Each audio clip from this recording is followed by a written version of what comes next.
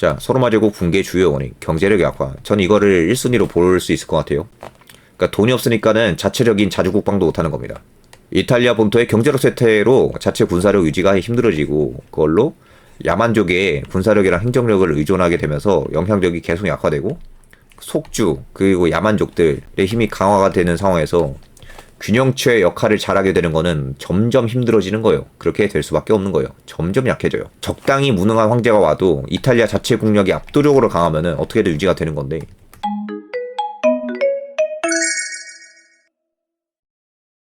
테오도시우스 황제의 시대가 아주 중요하다고 했어요. 그러니까 히스파니아 출신 황제예요. 얘는 진짜 이민족 출신 황제예요. 군사적 기반은 또 고트족이에요. 그러니까 얘가 히스파니아 출신이라고 했잖아요. 그러니까 스페인 지역의 그 하층민 출신이에요. 그러다가 이제 군인으로서 출세해가지고 이제 동로마 황제가 됩니다. 동로마 황제가 돼요. 근데 또 신기한 게 군사 기반이 또 히스파니아가 아니에요. 고트족이 기반이에요.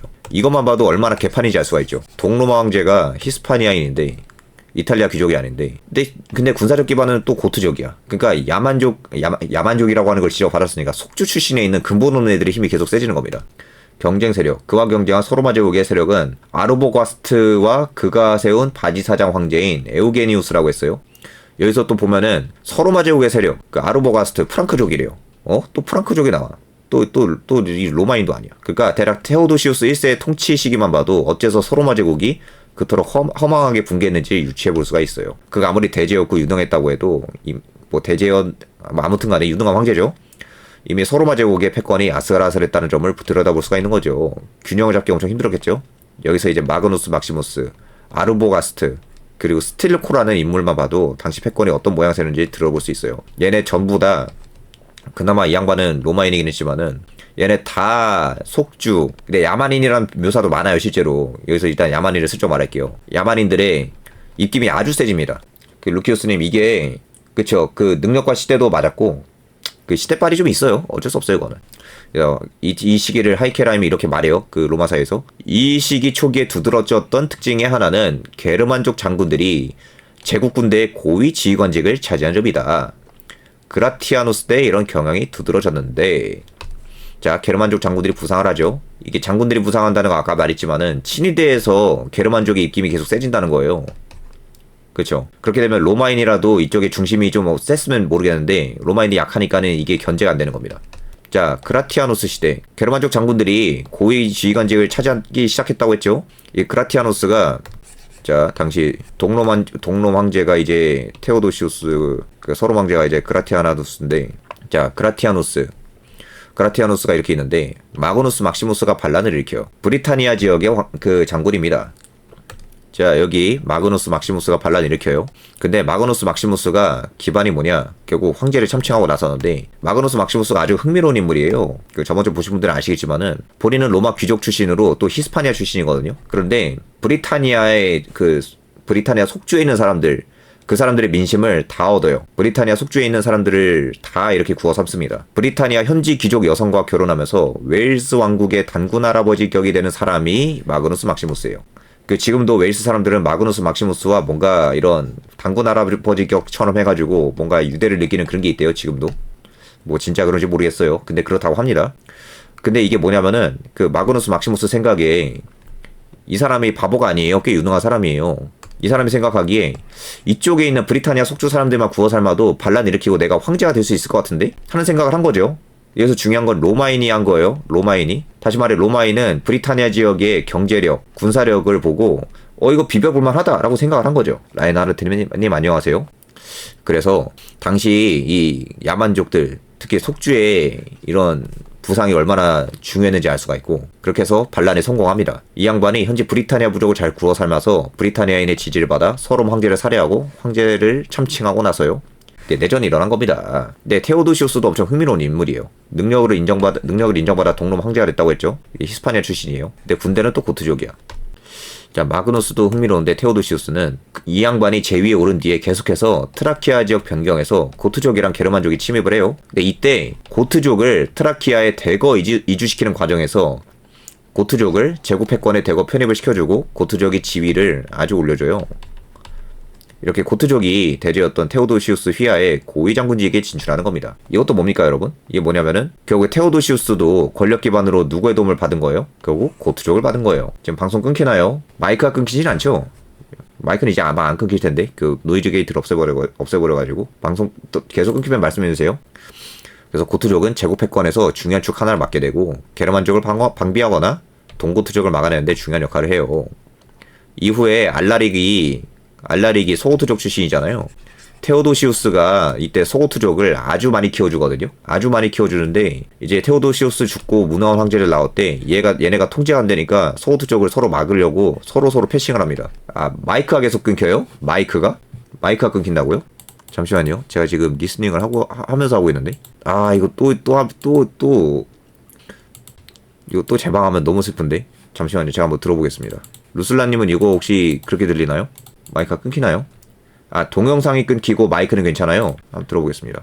마이크 괜찮아요? 마이크는 괜찮은 것 같군요.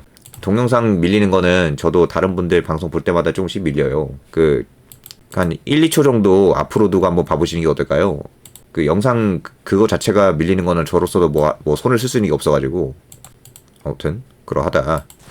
그러면서 이게 고트족도 그렇고 프랑크족도 그렇고 뭐 반다족도 그렇고 이 시대는 분위기가 이래요. 항상 야만족들, 특히 이민족들의 영향력이 계속 강해집니다. 계속 강해져요. 그리고 황제들이 계속 이거를 견제하려고 하는데 유능한 황제가 있을 때는 어느 정도 통제가 되는데 이게 애초에 얘네가 너무 영향력이 커지니까 그 경제력도 세지고 다 그러니까 웬만한 수완을 가지고 있는 사람은 이거를 할지 못하게 되는 겁니다. 그렇게 해서 테오도시우스가 아까 전에 말한 그 중용했던 소고트족의 대표가 알라리크다. 이때 출세를 한다. 이제 얘가 나중에 이제 로마도 이제 약탈을 하죠. 아, 루키우스님 계속 그러고 있긴 한데 번거롭기만 해서 그래요. 양해 부탁드려요. 그 버퍼링은 저는 정말 어떻게 할 수 있는 게 없습니다. 지금 CPU도 지금 괜찮은데 양해 부탁드려요. 지금 CPU가 2.8%밖에 지금 차지를 안 하고 있어요. 박성우님 감사해요. 그렇게 하면서 아까 말했지만 전제령이 결국 뭐냐면은 그 친위대 그 군사망을 바탕으로 다민족 국가로 거듭나는 거잖아요. 근데 점점 이제 로마 제국이 다민족 다국가 연합 제국의 면모가 더더욱 강해져요. 이제 로마인들이 통치하는 로마 제국이라기보다는 다민족 다국가 연합 제국이 되는 거예요. 얘네가 너무 세집니다. 물론 그 로마는 공화국 시기 포에니 전쟁 즈음에도 이런 면모를 가지고 있었어요.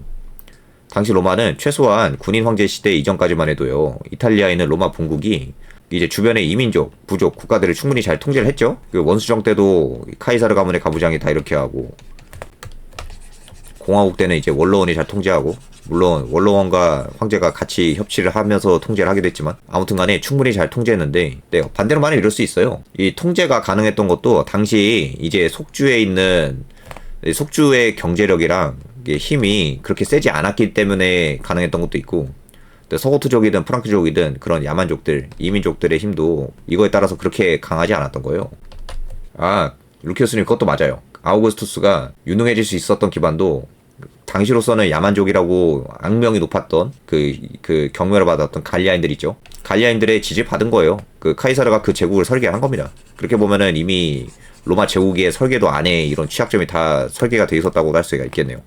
하지만 제국 후기로 나아가면 얘네들의 힘이 계속 강해지니까 제국과 황제는 이들의 영향력을 잘 통제하는 균형체 역할을 수행하기 대단히 어려워지는 거예요. 루키우스님 맞아요. 딱 그거예요. 당장 그 시기 황제들도 장군 출신이 많고 그 로마 놈들도 못 믿는 거예요. 그러니까 이탈리아 놈들보다 더 마주보고 잘 싸울 수 있는 이제 야만족을 믿은 건데 근데 그것도 이제 힘이 붙이는 거죠. 그래서 결국 어떻게 되냐. 반란 일으킨 마그누스 막시무스랑 테오도시우스가 타협을 해요. 어떻게 하냐.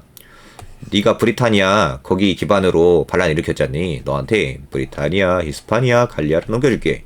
대신에 내가 발렌티아노스 2세를 새로 즉위시킬 테니까 얘가 통치할 북아프리카랑 이탈리아는 건드리지 마. 이렇게 타협을 보는 겁니다. 그러니까 대충 제국이 이렇게 쪼개진 거예요. 뭐 표현을 그렇게 하는 게 우습긴 한데 그러니까 서로마, 중로마, 동로마 이렇게 된 거죠. 결국 마그누스 막시무스가 그런데 이거 타협을 하는데 별로 중요시하지 않은 것 같아요. 왜냐면은 자기가 봤을 때 일단 결과적으로 보면은 그 맥락이 뭐냐면 결국 마그누스 막시무스가 이 타협을 거부를 해요. 거부하고 이탈리아를 침공하거든요. 근데 다시 말하지만 이 양반이 가지고 있는 땅이 브리타니아, 히스파니아, 갈리아잖아요. 근데 이걸로 이탈리아를 침공해서 결국에는 발렌티아누스를 무력화시키는데 또 성공을 해요.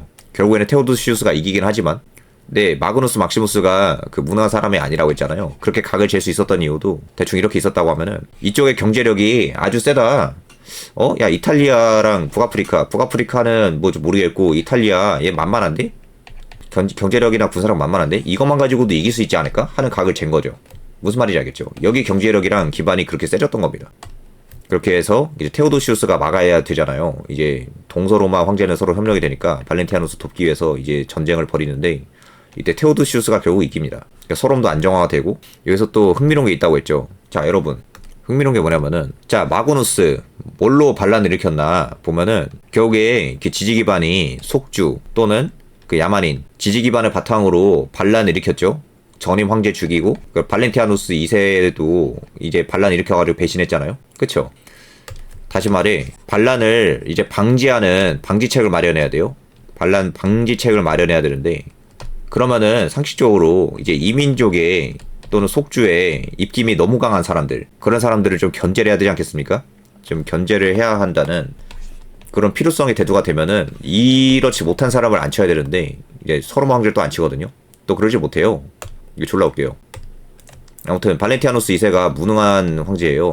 무능한 황제인데 근데 무능한 황제를 이제 믿지 못해가지고 보좌관을 붙여줘요. 친위대를 또 붙여줘요. 근데 친위대를 붙여주는 게 또 로마 출신 장군이 아니라 또 프랑크족 출신의 장군을 붙여줘요. 저번주에 말한 겁니다.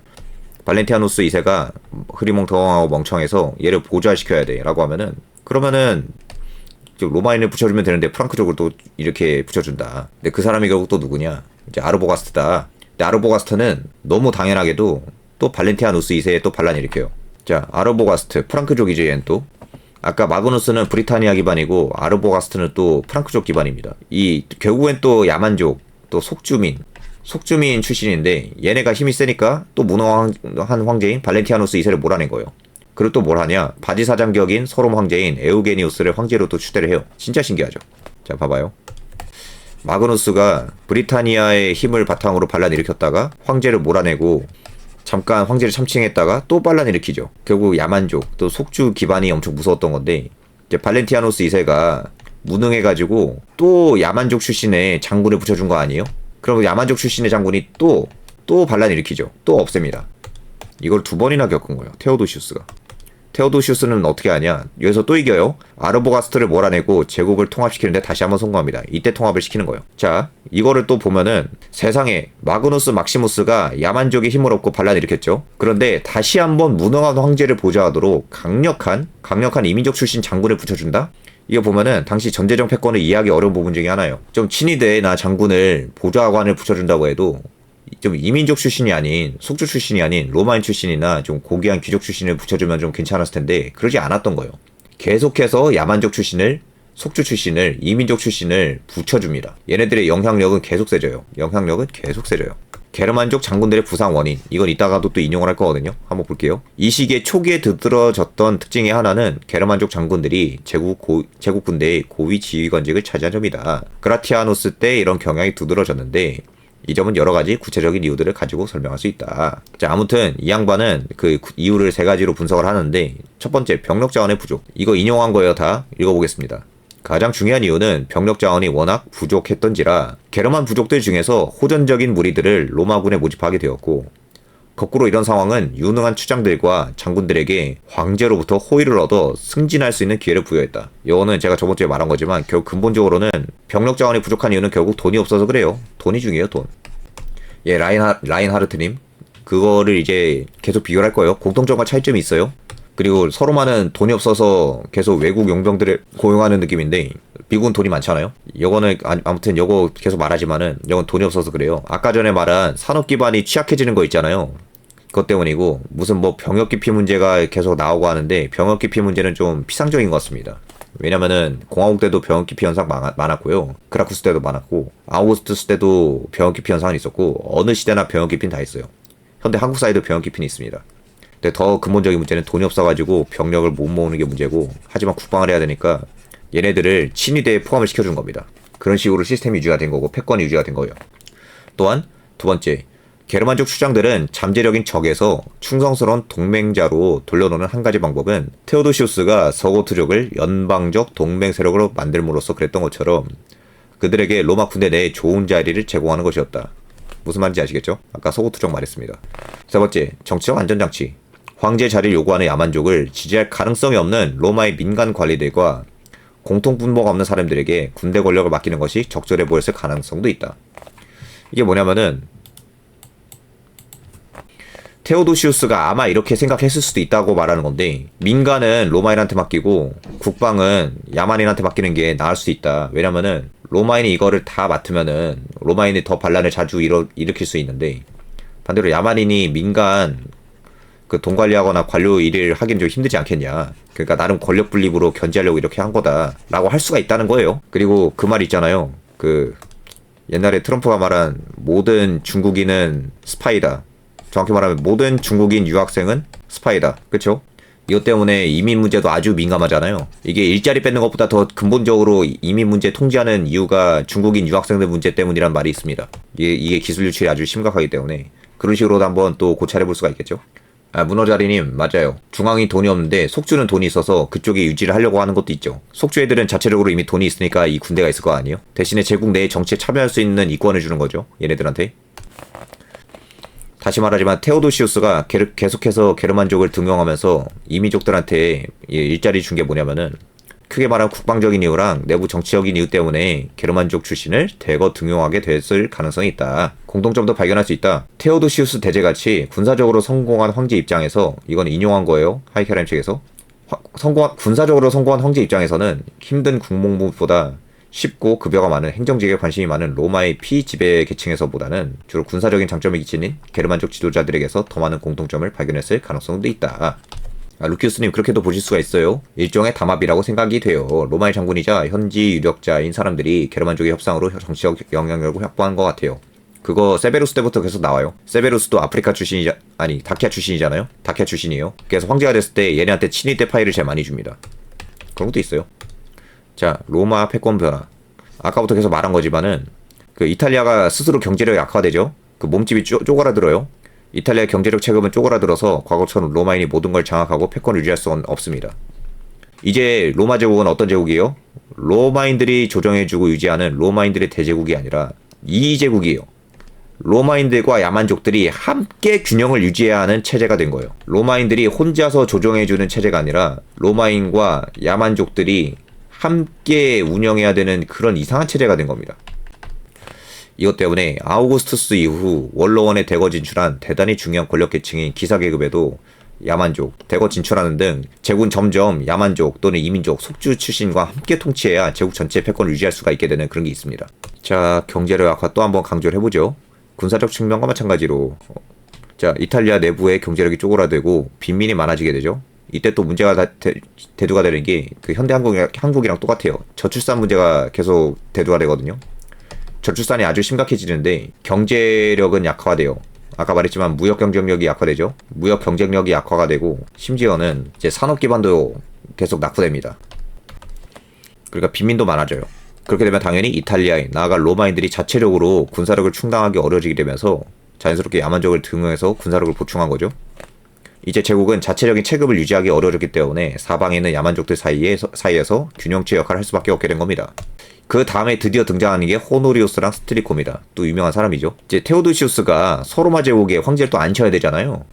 이제 테오도시우스는 서롬 제국의 후계자로 자신의 아들인 호노리우스를 즉위시킵니다. 대충 그 서기 384년생인데 393년에 즉위했다고 하니까 대략 9살에서 10살생을 즉위시킨 거예요. 아무튼 라인하르트님 맞아요. 그래서 다각도로 고찰해 볼 수 있을 것 같아요. 저는 그냥 쟁점을 던져주는 겁니다. 실제로 일단은 그쪽에서도 쟁점이랑 문제로 하나 대두가 된 거잖아요. 네, 아무튼 자, 그러면은 두 번이나 테오도시우스가 테오도시우스 당시에 이미 두 번이나 반란 일어난 게 다 이민족이나 속주나 이런 쪽에서 힘을 얻고 반란 일으킨 세력이잖아요. 근데 또 무능한 황제의 보좌관으로 또 앉혀준 게 또 이민족의 장군을 앉혀줘요. 반달족의 장군 스틸리코. 테오도시우스가 다시 한번 나이가 어린 것을 우려해서 다시 말해 무능한 황제인 거를 우려해서 다시 한번 게르만족 출신 장군한테 부탁을 합니다. 반달족 장군 출신인 스틸리코 장군한테 맡긴 거죠. 이게 패턴이 계속 반복이 돼요. 이후 서로마 제국의 레퍼토리가 완전히 똑같아요. 완전히 똑같아요. 루키우스님 맞아요. 스틸리코의 정치적 기반이 그래도 있었기 때문에 호노리우스가 암살당하지 않고 꽤 오래 있었던 것도 맞긴 하거든요. 그런데 이것도 이제 호노리우스 이후에도 계속 황제들 북직당하고 이민족 출신이 또 황제 세우고 이게 계속 반복이 돼요. 그러니까 전제령의 이 채권 방식이 결국에는 계속 반복이 되면서 이제 로마가 막 이제 몰락하는데 어느 정도 좀 기반이 계속해서 생겼었던 거다. 콘스탄티누스 때부터. 이후 이제 서롬이랑 동롬이 일리리쿰을 둘러싸고 이제 갈등을 벌여요. 일리리쿰이 어디냐면은 여기거든요. 여기가 이제 동롬한테도 이쪽으로 갈 수 있는 통로고 서롬도 이쪽으로 갈 수 있는 통로라 아주 중요한 요충지였다고 하는데, 옛날에는 서롬 황제랑 동롬 황제가 사두 정치 때도 협력이 잘 됐잖아요. 근데 이때는 무능해서 그런 거라기보다는 제가 보기에는 이제 야만족 견제하기 위한 그런 목표 때문에도 서로 견제를 해요. 오히려 서롬이랑 동롬이. 이게 진짜 웃깁니다. 이 갈등이 웃긴 게 황제들 사이의 다툼도 아니고 서롬 장군인 스틸리코랑 동롬 재상인 루피누스 사이의 갈등이에요. 이것도 엄청 흥미로워요. 이때 알라르키가 이제 또 봉기를 일으킵니다. 이때 테오도시우스가 이제 사망한 이유거든요. 알라르키가 테오도시우스가 이제 사망하고 난 다음에 테오도시우스가 아르보가스트 정벌에 대한 보상을 잘 안 해줬다를 명분으로 반란을 또 일으켜요. 그럼 또 뭐예요? 또 야만족이 이민족이 또 반란 일으킨 거예요. 그쵸? 이민족이 또 반란을 일으킨 거예요. 이때 알라리크는 그니까 이때 서고트족은 이 동롬 황제인 테오도시우스 휘하에 있던 그 부족이잖아요. 그쵸? 이민족이잖아요. 그러니까 처음에 당연히 동롬을 쳐들어가요. 돈 내놔, 이권 내놔 하면서. 동롬 황제였던 테오도시우스가 서고트족을 키워줬는데 이젠 동롬이 서고트족의 반란을 맞아요. 반란이 계속 일어나요. 근데 그럼에도 불구하고 황제들이 계속 야만족을 써요. 그런데 이때 통제력을 상실해요. 통제에 실패해요. 그러니까 서롬과 동롬 어느 쪽에서도 서고트족을 제대로 박살을 못 냅니다. 힘이 세면 박살 내겠는데 서롬도 힘이 없고 동롬도 힘이 없는 거예요. 서롬도 반달족을 등에 업고 있어야 되고 동롬도 오히려 서고트족을 바탕으로 국방하러 있었는데 얘네를 찍어누르지 못하죠. 그래서 결국에 패싱을 해요. 서로 다른 곳을 쳐들어가게만 만듭니다. 당연히 서고트족이 통제를 안 받잖아요. 그러면은 발칸반도까지 내려가서 신나게 약탈하고 다니고, 서롬의 스틸리코가 근데 이걸 좌시할 수가 없잖아요. 얘는 언젠가 좀 찍어누르긴 해야 되니까 보다못해 알라릭을 막기 위해서 그리스를 침공해요. 근데 당연히 그리스를 침공하니까 어떻게 돼요? 침공하니까 동롬 황제인 아르카디우스와 콘스탄티노플 원로원이 스틸리코를 오히려 공적으로 선포해요. 근데 근본적인 원인은 서로 동롬이랑 서롬이 치고받고 싸우는 근본적인 이유는 힘이 없으니까 그런 거예요. 야만족은 너무 세지고 이민족은 엄청나게 세지는데 얘는 힘이 없어서 그런 거예요. 알라릭이 너무 세니까 이 발칸반도 쭉 이렇게 약탈하고 내려온 거거든요.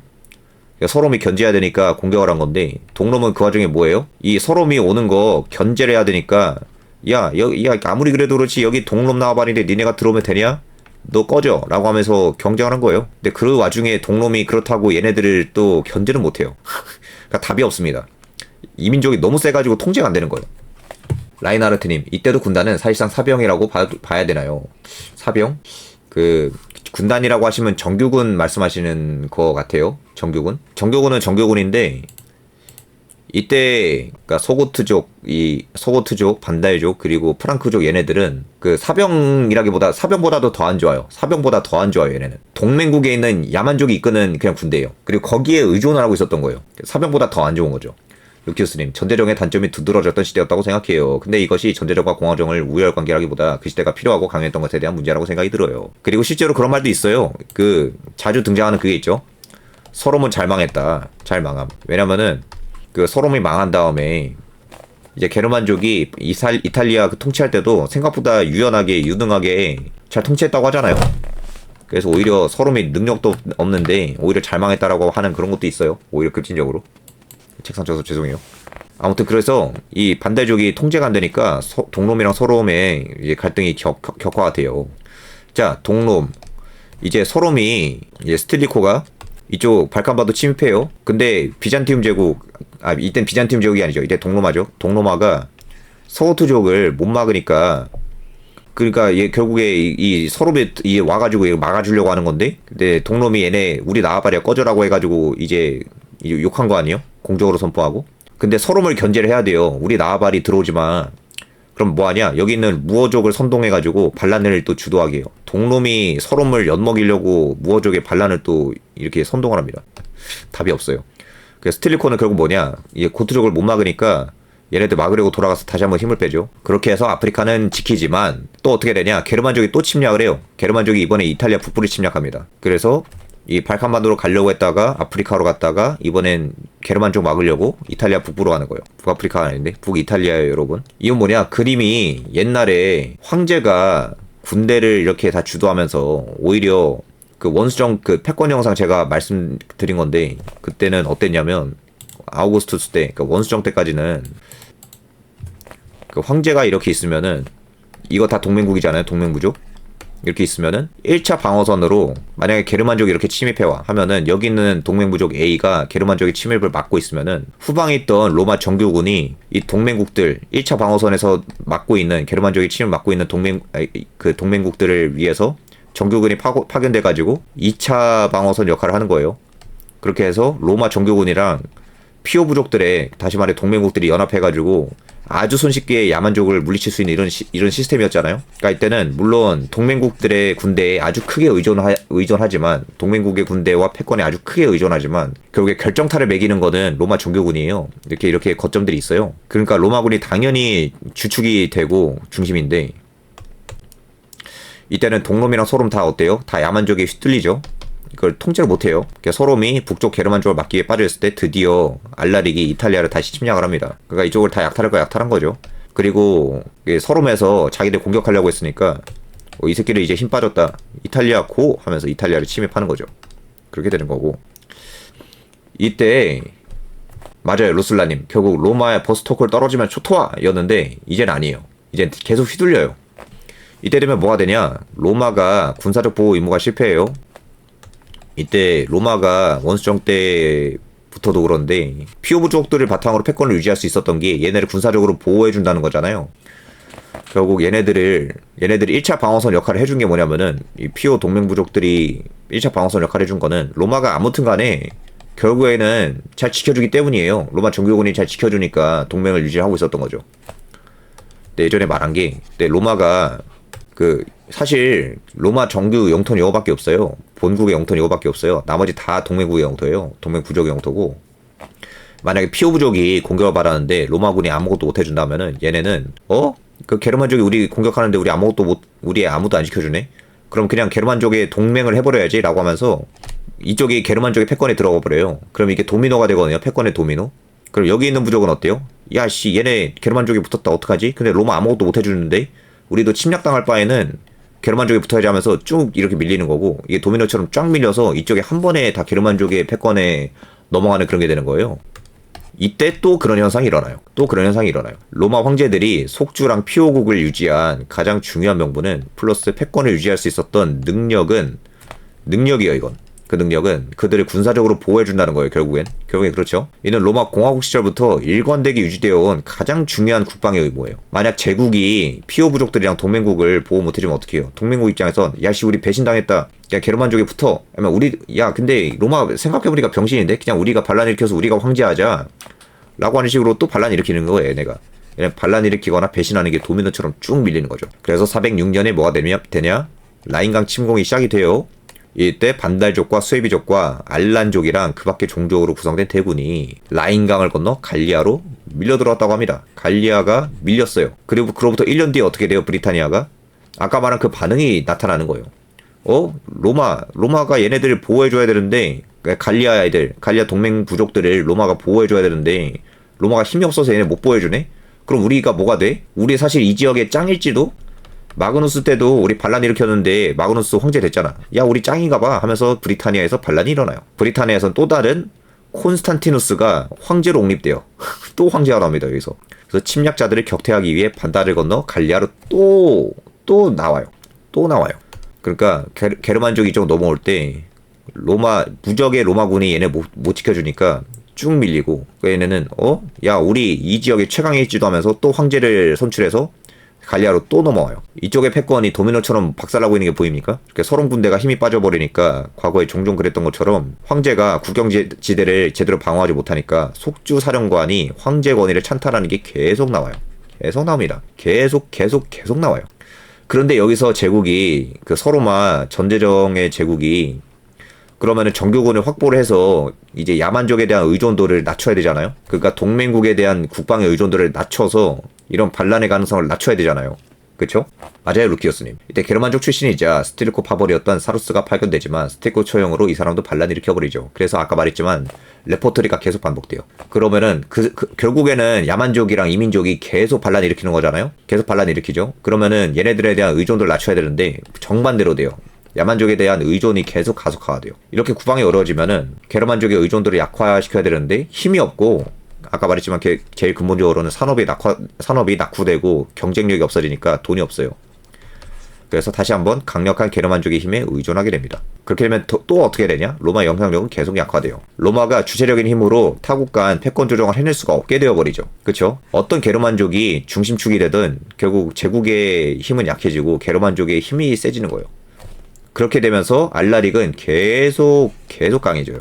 이쪽이 지금 썩 차이 나고 있는데 알라릭은 어때요? 우리가 발칸반도 다 휩쓸었는데 동로마는 병신이라 아무것도 못하고, 그럼 이탈리아도 얘네 못 박네? 그럼 이탈리아 우리 쳐들어가면 되겠다 하면서 얘만 서우트족만 계속해서 기반이 엄청 강해지는 거고, 그러면은 이제 로마에 살 수 있는 건 뭐예요? 결국에는 입 터는 거예요.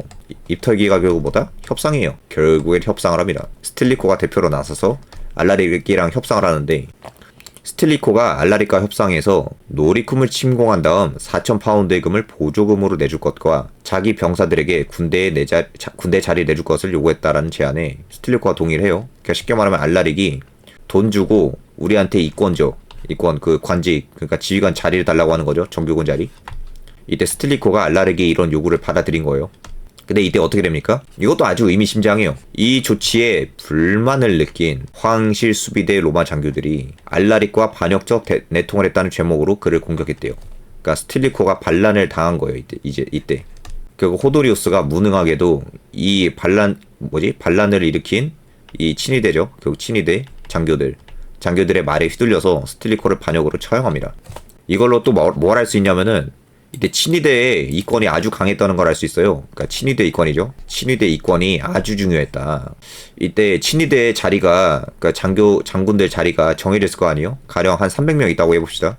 그 300명 중에서 이렇게 파이가 다 나뉘어져가지고 여거는 어디 출신, 여건 어디 출신, 여건 어디 출신 이렇게 있었겠죠. 그런데 스틸리코가 무슨 짓을 한 거냐면은, 일단은 서고투족을 막아야 되니까 여기에 어느 파일을 서고투족한테 준 거예요. 무단으로. 그러니까 여기 있는 사람들은 뭐예요? 불만을 가지겠죠? 그럼 여기 있는 사람들만 불만을 가지냐? 다 불만 가지는 거예요. 왜?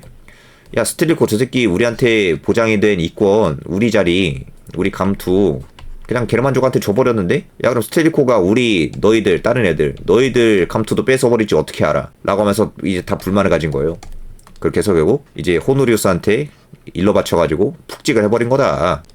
이래서 이게 진짜 어려운 거예요. 진짜 어렵게 된 겁니다. 그렇게 해서 협상이 결렬이 돼서 어떻게 됐냐? 알라릭이 이탈리아를 재침공한 거예요. 로마는 계속 약화됩니다. 이게 결정적으로 그나마 스틸리코가 유능하니까 알라릭을 막으면서 견제라도 하면서 있었던 건데, 이제 스틸리코가 없어요. 다시 말해 뭐예요? 스틸리코가 이끌던 유능한 반달족 군대도 없겠죠? 유능한 반달족 군대가 없으니까 알라릭은 그냥 신나게 이탈리아를 재침공한 거예요. 근데 이때 호노리우스가 뭘 하고 있었냐? 그동안 호노리우스는 라벤나의 안전한 소택지에서 공포에 떨고 있었다라고 합니다. 하이케라님 거 인용한 거고. 이때 호노리우스가 진짜 무능한 게 뭐냐면은, 그래서 알라릭이 협박해가지고 불평등 조약을 맺어버린대요. 근데 이건 그럴 수 있어요. 힘이 없으니까. 그러면은 불평등 조약이라도 이행을 해야 될 거 아니에요. 그쵸? 그러면은 안전할 수 있었던 건데, 근데 이때 호노리우스가 너무 무능한 나머지 불평등 조약마저도 약속을 지키지 않아서 알라릭이 409년 말에 다시 로마로 쳐들어왔다. 맞아요, 루슬라님. 정유능한 장군도 알아서 사라져. 그러니까 내부가 답이 없는 거예요, 여기에. 자, 여러분, 409년 말에 로마로 다시 쳐들어왔다고 했죠? 자, 보세요. 얼마나 빠르게 패권이 개박살이 나는지. 406년에 본격적으로 패권이 붕괴되기 시작했죠? 게르만족이 대거 라인강을 넘어왔어요.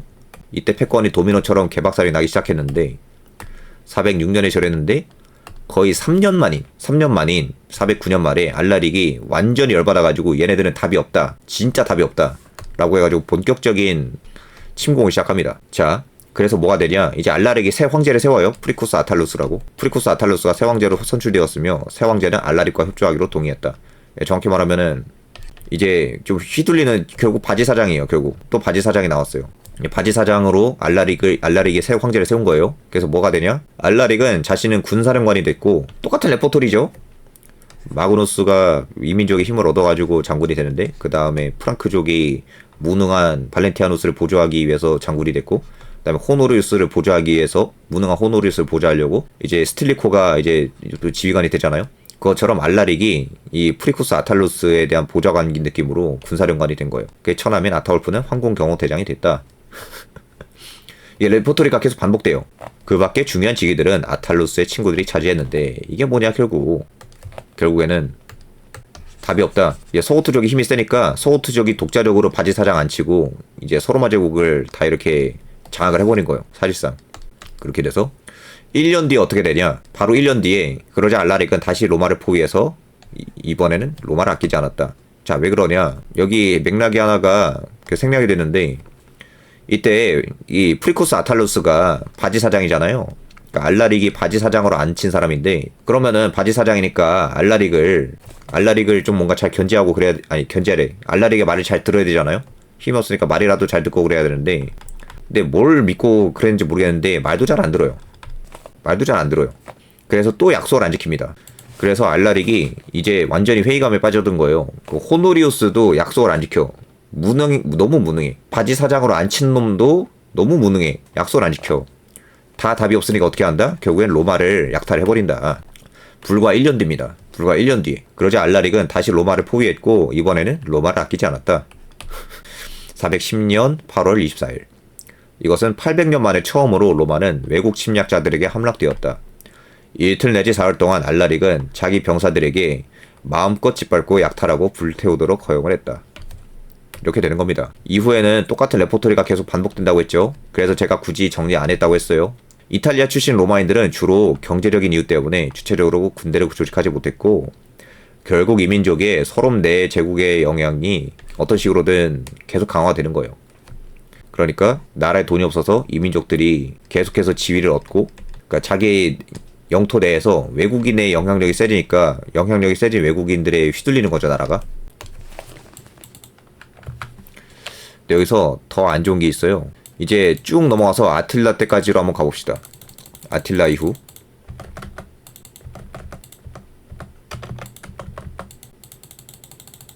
자, 아틸라 때도 어떻게 됐을까요? 아틸라가 로마를 쑥대밭으로 만들잖아요. 그럼 아틸라의 후손들도 바지사장을 안 치겠죠, 결국. 자, 454년 쭉 넘어가서 약 50년 뒤인데 이때 아틸라가 죽을 때 서로마 황제들에게 남겨진 지역은 이탈리아와 갈리아 일부와 히스파니아 뿐이었다.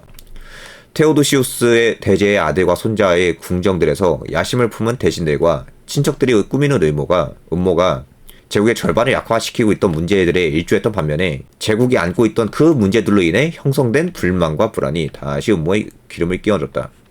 다 이민족들 문제 말하는 거고 결국. 이때 하이케람의 평가는 호노리우스의 불행했던 어린 시절에 스틸리코가 일리리쿰의 통제권을 놓고 동방의 루피누스와 대립할 때 알라릭과 소고트족을 이용한 것은 위험하고 파괴적인 시도였었다. 그러니까 패권 외교죠. 결국 패권 외교를 하는데 좋아요. 그럴 수 있다 이 말이에요. 서로마 제국이랑 동로마 제국이 협력을 해야 되지만 경쟁할 수 있다 이거예요. 둘이 경쟁하는데 굳이 중간에 있는 이민족인 그 알라릭을 이용한 거잖아요. 서로 패권 경쟁하려고 이민족을 끌어들인 게 아주 위험한 시도였다는 거예요. 결국에 이민족이 서롬이랑 동롬 다 휩쓰고 다니잖아요. 하지만 그럼에도 불구하고 스틸리코가 알라릭을 제재할 수 있었던 사람이었다. 하지만 호노리우스는 408년에 스틸리코를 처형함으로써 커서도 별다른 지혜를 얻지 못했음을 스스로 드러냈다. 그러니까 호노리우스가 무능했다는 거고, 그러니까 그나마 스틸리코가 말도 잘 듣고 반란도 덜 일으키고 그렇게 있었던 건데 이때 호노리우스가 친위대 내부의 반란을 좀 잘 조정했으면 어땠을까 싶기도 하는군요. 자, 드디어 마지막 황제인 로물루스 아우구스툴루스입니다. 근데 제가 말했죠. 서로마가 망할 때까지 이민족의 바지사장이 생기고 이민족이 반란 일으키고 하는 게 계속 반복이 돼요. 이 마지막 황제 때도 그렇습니다. 자, 로물루스 아우구스툴루스가 마지막 황제인데 이 양반이 어떤 사람이냐? 훈족의 악명 높은 지도자 아틸라의 장인인 오레스테스의 아들이래요. 다시 말해 서로마의 마지막 황제조차도 이민족이 세운 거예요 결국에. 다시 말해 훈족 출신 오레스테스의 바지사장 겸인 황제인 거예요. 결국에 훈족이 들어왔을 때도 로마는 주체적인 힘으로 이들을 물리치는 대신에 훈족을 제국에 포함시켜 이겨내려고 했다가 오히려 그 스스로 주하인마에 빠졌고 체제적으로 이걸 극복을 못했다. 이거 극복을 못해요. 체제적으로 어떻게 하겠습니까? 이때 다른 야만족들의 반응이 어떻게 되냐. 경쟁이 심화됐다고 하잖아요. 훈족의 영향력을 강하게 받고 있는 황제 치하에서 다른 야만족의 반응은 어땠냐. 그럴 거 아니에요. 지금 서롬 황제가 얘도 바지 사장이네. 훈족이 졸라 세네. 야 근데 훈족보다 우리가 더 센 거 같은데? 그렇잖아. 우리 근본 있고 힘도 세. 훈족 제 기만 민족병 뭐 민족이고 뭐가 있겠어. 라고 하는 마음이 들 수밖에 없어요. 다시 말해 다른 야만족과의 경쟁에서 이기려고 뭔가 수작을 부리겠죠. 이때 오도아케르가 그 유명한 반란을 일으키는 거예요. 유명한 사람이죠. 서로마제국 멸망시킨 사람. 그의 제위 찬탈은 1년도 못 돼요. 오레스테스의 게르만족 장교들의 하나인 오도아케르에 의해 종지부를 찍었다. 이것도 진짜 웃기죠. 이것도 진짜 웃기는 거예요. 자, 아우구스툴루스 이민족인 훈족 출신이죠. 그쵸? 그럼 훈족은 뭐예요? 본인이 이민족인데 바지 사장 앉혀가지고 통치하고 있는 입장에서 상식적으로 얘네도 이민족을 견제하거나 경계를 해야 되지 않았을까요? 그쵸? 훈족도 이민족을 경계해야 되는데 얘네조차도 뭐예요? 게르만족 장교한테 또 반란을 맞았어요. 그러니까 얘네도 게르만족 장교를 또 중요한 거예요. 지들이 이민족이고 지들이 반란을 일으켜가지고 그렇게 한 주제. 이해가 갑니까? 훈족놈들도 자기들이 이민족 출신으로서 서롬 황제들의 권력의 공백을 비집고 들어가 권력을 잡았으면서 자기네들의 군장교도 이민족인 게르만족을 등용한 거예요. 갑자기 그러네. 생각을 해보니까 그 청나라가 신기하다. 청나라가 신기하네요. 만한 병용책도 어떻게 잘 현명하게 그렇게 한 거고. 그러네. 청나라에 갑자기 관심이 생겼습니다. 걔네들은 어떻게 통치했지? 자, 이렇게 정리하자면은 전제정의 전통과 한계를 볼 수 있어요. 다민족 군사장교단, 이게 문제거든요. 결국 친위대예요. 다민족 출신 군사장교들을 모아놓고 제국을 결집시키려고 했던 전제정의 전통 말했죠. 친위대, 이제 육사 출신으로 하는 걸 말했잖아요. 근데 예전에 아까 전에 더 찰진 비유를 해주셨어요. 하나회요. 하나회가 제국 전체를 통치해야 되는데 하나회에 파일을 줘야 되잖아요. 하나의 파일을 골고루 이민족들한테 나눠줘서 제국 전체 패권을 유지한 거예요. 그러니까 이민족이 결국 체제 내부에 들어와서 협조가 돼야지 패권 유지가 되니까 야만족의 의존이 점점 심화됩니다. 결국 제국 방어와 유지를 위해 야만족에 더더욱 의존을 하게 되고 이탈리아 경제력 약화는 계속 말했죠. 이것 때문에 군사적인 체급도 약화된다고 하고. 자, 문어자리님, 훈족 출신이 황제가 되면 훈족의 군사력이 뒤를 바칠 텐데 너무 허무하게 퇴위당하네요. 야만족들이 서로 압도적인 우위가 없으니까 그래요. 압도적인 우위가 없고 서로 고만고만하니까 계속 반란 일으키고 하는 거죠. 이때 오도아케르에 대한 흥미로운 묘사가 있어요. 이게 뭐냐면은 결국 어떻게든 원로원이 지지했다는 거거든요. 요거 말고 요거부터 한번 보자. 요거부터 한번 볼게요. 원로원과 오도아케르가 타협을 했다라고 하는 그런 대목들도 몇 개 있었어요. 이게 뭐냐면은 황제가 계속 무능한 사람이 나오잖아요. 그럼 결국 실권을 가지고 있는 사람은 원로원이 되는 거예요. 원로원이 좀 더 힘이 세집니다. 원로원의 영향력 강화. 서롬 황제의 영향력이 중대하게 약화된 이상해야 원로원의 영향력이 상당히 강해졌던 것 같아요. 그런 징후들도 많이 보이고. 아마 원로원이 스스로 생각하기에 무능한 황제의 통치보다 유능하게 심지어는 타협도 해주고 로마인들, 그러니까 원로원은 결국 로마 시민의 대표들이 모인 자리잖아요. 어떤 식으로든. 그러면은 원로원의 일은 시민들을 보호하는 거예요. 그쵸? 그러면은 로마인들의 안위도 어느 정도 인정해주는 오도아케르에게 대대적으로 타협해준 게 아닌가 싶어요. 공프님 안녕하세요. 오셨군요. 그래서 이런 대목이 나옵니다. 추측컨대 게르만족 병사들은 1인당 로마인 지주의 평균 사회주의 3분의 1에 해당하는 토지를 받았다. 과연 게르만족에게 돌아간 토지 비율이 그렇게 높은데도 오도아케르가 원로원의 지지를 받을 수 있었겠는가 하는 것은 의심스러운 점이다. 이건 실증적인 자료를 바탕으로 말한 거예요. 근데 이게 뭐냐면 반대로 말하면 원로원의 입장에서는 얘네들한테 이렇게 타협을 많이 해주는 대가로 오도아케르, 다시 말해 게르만족이 로마를 절대로 터치 안 하겠다, 로마인들 보호해주겠다라고 하는 타협을 한 것 같아요. 맥락이 약간 그런 게 보여요. 그러니까 게르만족이랑 로마 원로원이 타협과 조정을 한 거예요. 원로원, 로마인들을 보호해달라, 약탈하면 안 되고 인명살상 안 돼. 인명살상 X. 대신에 게르만족은 그러면 토지 이렇게 내놓으면은 우리가 잘 해줄게 하는 식으로 한 거죠. 그래서 얘네는 토지를 받고 게르만족은 보호를 주고, 사실상 이러한 안정과 치세 대가로 오도아케르의 통치를 인정해 준 것이고, 오도아케르도 게르만족의 지지를 받아 이탈리아의 왕이 되었던 거예요. 그냥 서로마 제국의 황제의 지위를 참칭하진 않았어요. 그러니까 타협이 잘 된 거예요. 말이 통하는 사람들이었던 거예요, 얘네는. 그래서 정치적 거래를 중시하던 이탈리아 원로원 의원들의 취향에 딱 맞는 통치자다. 그래서 너무 통치가 잘 됐던 것 같고, 오히려 서로마 황제가 너무 무능한 사람이 연달아 나와서 이렇게 된 게 아닌가. 그래서 마지막에 패권에 대한 통찰 한번 살짝 꼭 해보면은 국력 스스로가 중요한 거예요. 로마가 공화국 때도 결국에 국력을, 그러니까 로마는, 그러니까 공화국은 아주 신기해요. 국력이 약하거든요. 약한데 급속도로 팽창해서 이탈리아 다 석권하고 포에니 전쟁도 이겨서 이런 패권을 확장한 게 공화국 자체, 그러니까 로마 본국 자체 힘이 그렇게 세지 않은데 이게 진짜 미스테리하단 말이에요. 아무튼 어쨌든 국력이 중요한 거는 부정할 수 없을 것 같다. 패권을 장악한 국가 스스로의 국력이 중요해요. 산업 기반, 무역 경쟁력 계속 말했고. 근데 로마는 최소한 제국이 들어선 이후부터 계속해서 이러한 힘이 약해진다. 로마 제국 대부분의 영토는 공화 정식의 정복이 됐죠. 그쵸? 근데 제국 이후 그들이 향유하는 패권도 공화 정식계의 구축이 된 거예요. 로마 제국이라고 하지만 제국이 다스리는 대부분의 영토는 공화국 때 만들어진 거예요. 그런데 전제정에 이르러서 독자적인 힘이 약화돼요. 오히려 이게 진짜 모순이죠, 여러분. 전제정이면은 이제 황제 권한이 엄청 세진 거잖아요. 황제권이 엄청 세진 거예요. 황제권이 엄청 세진 시대에 오히려 황제권이 약화되고 이 제국의 패권도 엄청 약화된 거예요. 진짜 아이러니고. 이때 로마인이 전제정 패권에서 차지하는 역할이 다양한 이 야만족들의 이해관계와 권력의 균형을 유지하는 균형체 역할로 작아지는데, 나중에는 이 균형체 역할도 못하게 되는 거예요. 이제 속주 사람들과 야만족들, 게르만족을 이렇게 생각한 거죠. 야, 생각해보니까 왜 우리가 로마 제국의 권력이 필요해? 왜 제국의 이런 인정이 필요하지? 그냥 우리 독립해서 우리가 왕국 지어가지고 잘 살자 라고 하는 게 되는 거죠. 그런 식으로 된 거고.